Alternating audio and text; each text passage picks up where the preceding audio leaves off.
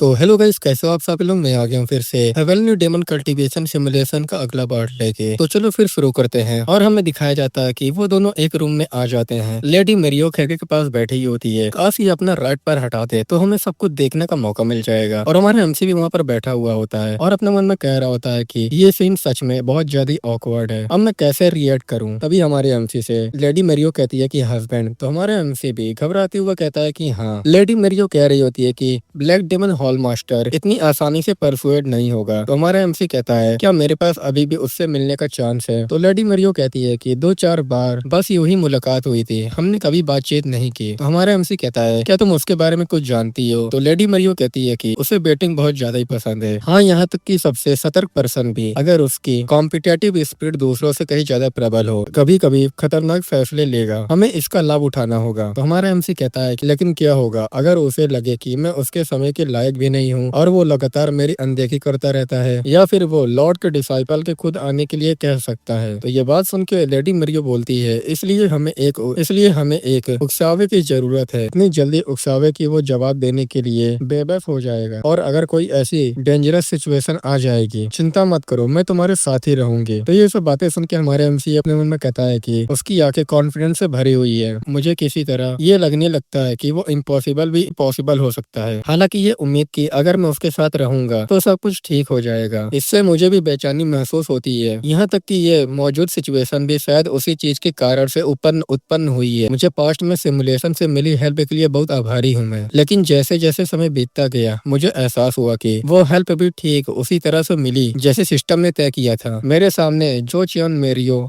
खड़ी है वो सच में क्या है? क्या वो सिस्टम द्वारा बनाया गया एक और किरदार है, या फिर क्या वो कोई ऐसी शख्सियत है जो सिस्टम के प्रभाव से बाहर मौजूद है। हमारे एमसी से बोलती है कि लेकिन मेरे पास एक कंडीशन है, अगर तुम अपने करंट एबिलिटीज से उसे परसुएट करने जाओगे तो तुम डेंजर में पड़ जाओगे, तुम्हें जल्द से जल्द अल्टीमेट डेमन स्टेज तक पहुंचना होगा। तो हमारा एमसी उससे कहता है कि अगर तुमको कोई आपत्ति ना हो क्या मैं तुमसे पूछ सकता हूँ कि तुम मेरी इस तरह हेल्प क्यों कर रही हो। तो वो बोलती है कि क्योंकि तुम मेरे। तभी हमारा एमसी उसके बात को काटते हुए बोलता है क्या मैं यह समझ सकता हूँ कि तुम मेरी हेल्प इसलिए कर रही हो क्योंकि तुम मेरी परवाह करती हो। तो वो बोलती है कि हाँ। तो हमारा एमसी उससे बोलता है तो क्या तुम मुझे थोड़ी दूर से देखना चाहोगी। तो वो बोलती है कि तुम्हारा मतलब क्या है। तो हमारा एमसी कहता है जब भी मुझे हेल्प लेने की आदत पड़ गई तो उसका रिजल्ट कभी अच्छा नहीं रहा। आसान रास्ता चुनने का मतलब हमेशा यही होता था कि मुझे बाद में इसकी भारी कीमत चुकानी पड़ती थी। प्लीज इस मामले को मेरे ऊपर छोड़ दो, भले ये मुश्किल हो, मैं इसे खुद करने की कोशिश करना चाहूंगा। तो वो बोलती है कि लेकिन husband, black demon hall master के पर्सनैलिटी को जानते हुए अकेले जाना। तो हमारे एमसी उससे बोलता है कि क्या तुमने मुझे शर्त लगाने के लिए नहीं कहा था। लाइफ एंड डेथ का दांव जुआ खेलने के शौकीन पर्सन के लिए सबसे बड़ा गिफ्ट होता है। मैं डेफिनेटली उसे मनाकर जरूर वापस आऊंगा और ऐसा करने में मैं इसे बिना किसी डाउट के साबित कर दूंगा कि मैं तुम्हारे काबिल हूँ। फिल्म में ब्लैक डेमन हॉल का सीन दिखाया जाता है जहाँ हमारा एमसी जा रहा होता है और हमारा एमसी लॉर्ड गुनमा की बातें याद कर रहा होता है। लॉर्ड गुनमा हमारे एमसी से बोल रहा होता है कि मैंने सुना है कि ब्लैक डेमन हॉल मास्टर इस समय अपने घर पर है सियोली, मैं तुम पर भरोसा कर रहा हूँ। फिर हमारे एमसी वहाँ पर पहुंच जाता है गेट के पास। वहाँ देखता है तो 2 गार्ड खड़े होते हैं। एक गार्ड कहता है कि तुम यहाँ क्या लेकर आए हो। तो हमारा एमसी कहता है कि मैं 4 डिसाइपल द्वारा गया भेजा इनवॉय हूँ। तो दूसरा गार्ड बोलता है कि चले जाओ, ब्लैक डेमन हॉल मास्टर पहले ही कह चुके हैं कि वो डिसाइपल के इंटरनल मामले में इंटरफेयर नहीं करेंगे। तो ये बात सुन के हमारा एमसी अपने मन में कहता है कि ठीक है, मुझे पता था कि वो ऐसा ही बिहेवियर करेंगे, मुझे पहले से ही अंदाजा था कि वो मुझे आसानी से अंदर नहीं आने देंगे। तो हमारा एमसी उससे कहता है कि लॉर्ड के डिसाइपल ने ये भी कहा था कि और उन्होंने मुझसे कहा कि अगर मुझे मिलने का मौका ना मिले तो ये मैं सद दूसरों तक पहुंचा दूं। अगर वो इतना कायर आदमी है कि उसे राजनीति सिचुएशन पे चर्चा करना भी मुश्किल लगता है, फिर मुझे बिना देरी किए वापस मुड़ने के लिए कहो। ये बातें सुन के वो दोनों गुस्सा आ जाते हैं। तो एक गार्ड बोलता है कि क्या तुमने अभी अभी इंसल्ट की हमारी। तो हमारा एमसी कहता है कि मैं केवल मैसेज को आगे पहुंचा रहा हूँ और ये एक ऑर्डर है। सत्ता संघर्ष जीतने और कल्ट का लीडर बनने पर सबसे पहले इन्हीं लोगों के सिर काटे जाएंगे। ये वही अहंकारी कमीने हैं जो क्लेम करते हैं कि वो न्यूट्रल है। और वहाँ से वो जाने लगता है हमारा एमसी और कहता है कि मैंने मैसेज पहुंचा दिया है, अब मैं चलता हूँ। तो पीछे से गार्ड रोकते हुए कहता है कि रुको, मैं जाकर ये सूचना ब्लैक डेमन हॉल मास्टर को दे दूंगा। तो ये बातें सुन के हमारा एमसी स्माइल देकर कहता है कि तो फिर मैं वेट करूंगा। जाते हुए हमारा एमसी अपने मन में कहता है कि मैंने दरवाजे से वापस लौटाए जाने से बचने के लिए गंभीर धमकियां का इस्तेमाल किया और लकीली मैं अंदर पहुंचने में कामयाब हो गया हूँ। हालांकि अपोनेंट का मिजाज स्वाभाविक रूप से बेहद खराब होगा। इस सिचुएशन में मुझे हॉल मास्टर की नाराजगी को दूर करना होगा, जब वो उसे लॉर्ड के डिसाइबल के साथ कोऑपरेट करने के लिए प्रेरित कर रहा था। लेकिन उस पर्सन के लिए आसान नहीं होगा जिसने अदर डिसाइपल के साथ मुलाकातों से इनकार कर दिया था, सबसे वॉलंटियर डिसाइपल के सबऑर्डिनेट के रूप में स्वेच्छा से सेवा करने के लिए। इस समय मैं जिस संकट का सामना कर रहा हूँ, इसे सिस्टम नामक चीज ने बनाया था। एक सीक्रेट वॉरियर का मेन कर्तव्य मोरियम के हेड पर्सन की हत्या करना है, या फिर जैसा कि इस मामले में है, सहयोगी बनाओ। मुझे क्या कहना चाहिए और कैसा कहना चाहिए इस संकट से बचने के लिए। फिर हमारा एमसी वहाँ पर आ जाता है और ब्लैक डेमन हेड से गार्ड कह रहा होता है कि मैं उसे लेकर यहाँ पर आ गया हूँ। ब्लैक डेमन का हेड बोल रहा होता है कि तो तुम ही हो जो खुद को लॉर्ड डिसाइपल का एनवॉय होने का दावा करते हो। क्या वो मरने की इच्छा रखने वाला कायर था और इसका नाम गुड डायोम होता है? ब्लैक डेमन हॉल मास्टर बोल रहा होता है कि मैं तुमसे ये सवाल पूछूंगा, क्या लॉर्ड के डिसाइबल ने खुद वो शब्द कहे थे? तुम्हारे एमसी कहता है कि वो नहीं, उसने नहीं कहा था। ये वर्ड सिर्फ इसलिए कहा कि मैं तुमको देख सकूं हॉल मास्टर। तो ये बात सुन के वो कहता है कि तुम क्या कह रहे हो? तुम्हारा एमसी बोल रहा होता है कि लॉर्ड के डिसाइपल ने मुझे हर हाल में ब्लैक डेमन हॉल के हॉल मास्टर से संपर्क करने के लिए कहा था, इसलिए एक मामूली सेवक होने के नाते जिसे ऑर्डर मिलते थे मैंने इसे पूरा करने के लिए वही किया जो मुझे करना चाहिए। तो ये बात सुन के ब्लैक डेमन हॉल मास्टर कहता है कि तुम बहुत ज्यादा ही बोल्ड हो, तो तुम अपनी उस चिकनी जुबान से मुझसे पंगा लेने की हिम्मत कैसे कर सकते हो? तो हमारा एमसी कहता है कि मुझे माफ करिएगा, लेकिन मैंने जो शब्द कहे मेरी राय में इनके हकीकत बनने की सबसे ज्यादा संभावना है। तो ये बात सुन के वो बोलता है कि फिर से यही बकवास। हमारा एमसी कहता है कि क्या ये सच नहीं है? फ्यूचर में हेवनली डेमन के डिसाइपल में से एक डेफिनेटली कल्ट का लीडर बनेगा और इस कल्ट की सारी सत्ता उसी के पास होगी। उस समय कितने लोग डेफिनेटली कह पाएंगे कि वो अपने करंट पदों को बरकरार रख पाएंगे? तो ये सब बातें ब्लैक डेमन हॉल मास्टर सुन के बोलता है कि तुम गलत नहीं हो, लेकिन अगर ये सच भी हो, इससे ये फैक्ट नहीं बदलता कि तुमने मुझे नाराज किया और मेरा मजाक उड़ाया। तुम्हें तो पता होना चाहिए कि मैं किसी भी मोमेंट तुम्हारा सर काट सकता हूँ। हमारा एमसी कहता है कि अगर तुम ऐसा करोगे तो तुमको बहुत बड़ा नुकसान उठाना पड़ेगा हॉल मास्टर। तो वो बोलता है कि एक नुकसान? तो हमारा एमसी बोलता है कि हाँ, क्योंकि तुम मुझे मेरी हैसियत से कहीं ज्यादा भुगतान कर रहे होगे। तुम ही वो हॉल मास्टर हो जिन्होंने अदर डिसाइपल के प्रपोजल को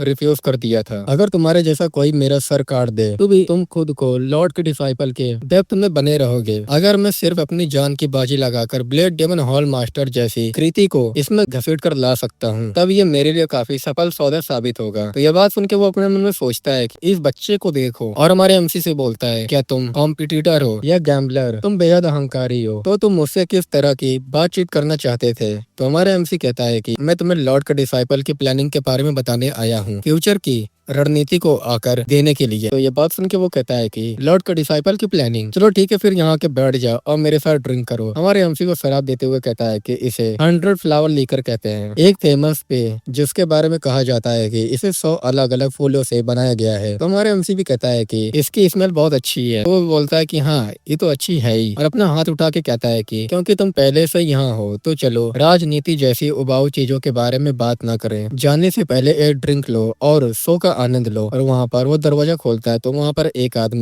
आदमी को लाया जाता है और एक आदमी बंधा हुआ होता है। ये देख के हमारे एमसी हैरान होता है और कह रहा होता है वो पर्सन जो मार्शल आर्टिस्ट जैसे दिखता है, उड़ान सेट का पहला पीढ़ी का डिसाइपल बताया जाता है। मेरा एक सबऑर्डिनेट अधिकारी ने ऑफिस से लौटते समय उसको किडनैप कर लिया और दूसरा आदमी मेरा ही एक आदमी था, लेकिन लोग कहते हैं कि उसने अपने सीनियर ऑफिसर की हत्या की थी क्योंकि वो ऊंचे और नीचे के बीच अंतर नहीं कर सकता था, इसलिए मैंने उसे कुछ समय के लिए काल कोठरी में भेज दिया। तो चलो अब शर्त लगाते हैं, कौन जीतेगा? तुम किस साइड पर दाव लगाओगे? तो ये बात सुन के हमारा एमसी अपने मन में कहता है कि उसे सच में बैटिंग बहुत ज्यादा ही पसंद है, तो वो अच्छा आ ही गया है। हमारे एमसी से वो कहता है कि तुम आंसर क्यों नहीं दे रहे हो? और हमारा एमसी अपने मन में सोच रहा होता है कि क्वेश्चन के पीछे का इरादा बिल्कुल स्पष्ट है। एक नजर में यह क्लियर हो जाता है कि उस पर्सन का पलड़ा भारी है। मुझे उसकी आंखों में ब्लड लस्ट दिखाई दे रही है। उनका वॉर एक्सपीरियंस कहीं ज्यादा है। वो ट्रांसेंडेंस से स्टेज पे है, नहीं शायद उससे भी कहीं ज्यादा पावरफुल है। इस समय उनकी फाइट बिल्कुल वैसे ही है जैसे हेवनली डेमन के डिसाइपल के बीच का रिश्ता होता है। लॉर्ड का डिसाइपल एक कोने में फंस गया है और बाकी डिसाइपल उसे बुरी तरह से धक्का दे रहे हैं। आउटकम तो क्लियर है, लेकिन मैं इतनी आसानी से जवाब नहीं दे सकता क्योंकि जिस मोमेंट में एक्सेप्ट कर दूंगा ये एक्सेप्ट करने के समान होगा। लॉर्ड का डिसाइपल कभी भी दूसरे डिसाइपल को राजित नहीं कर सकता। हमारा एमसी उससे कहता है कि हॉल मास्टर, आप इस शर्त पर क्या दाव लगाओगे? तो वो बोलता है कि तुम्हारा मतलब क्या है? मुझे लगता है कि शर्त लगाने के लिए दाव तो लगाना ही पड़ता है। अगर तुम जीत गए तो मैं न केवल तुम्हारी गुस्ताखी माफ कर दूंगा, बल्कि मैं तुमसे एक सीरियसली बातचीत भी करूंगा। हमारा एमसी कहता है कि नहीं, ये सफिशिएंट नहीं है। तो वो बोलता है कि तुमको इस शर्त में मिलने वाली रकम इतनी कम क्यों लग रही है? हमारा एमसी कहता है कि नहीं, ऐसा कुछ नहीं है, ये सब ठीक है। तो वो बोलता है कि क्या ऐसा है? तो फिर अगर मैं जीत गया तो मैं तुम्हारे एक एक अंग तोड़ दूंगा। ये बात सुन के हमारा एमसी अपने मन में सोचता है कि ये तो बहुत ज्यादा घिनौना है। इस पॉइंट पर क्या वो मूल रूप से ये नहीं कह रहा है कि वो मेरे द्वारा पहले दिखाए गए बिहेवियर के लिए माफी चाहता है? तो हमारा एमसी शराब को पीते हुए बोलता है कि क्या वाकई इतना काफी होगा? एक चीज और ऐड करो, मैं भी अपना सर इसमें शामिल कर लूंगा।